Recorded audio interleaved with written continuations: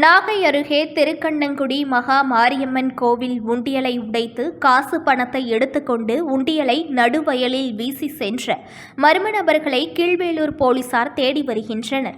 நாகப்பட்டினம் மாவட்டம் கீழ்வேளூர் அடுத்த திருக்கண்ணங்குடியில் மகா மாரியம்மன் ஆலயம் அமைந்துள்ளது. இவ்வாலயத்தில் இரவு மர்ம நபர்கள் ஆலயத்தின் பூட்டை உடைத்து உண்டியலை திருடி சென்றுள்ளனர். 2 ஆண்டுகளாக பிரிக்காத இருந்த உண்டியலை திருடி எடுத்துச் சென்றவர்கள் அங்குள்ள நடு வயலில் வைத்து உடைத்து பணம் காசுகளை எடுத்துக்கொண்டு உண்டியலை அங்கேயே வீசி சென்றுள்ளனர். 2 ஆண்டுகளாக உண்டியல் பிரிக்காத நிலையில் 20,000க்கும் மேல் பணம் இருந்ததாக கோவில் நிர்வாகத்தினர் தெரிவித்துள்ளனர். இதுகுறித்து கீழ்வேளூர் காவல் நிலையத்தில் புகார் அளிக்கப்பட்டுள்ளது.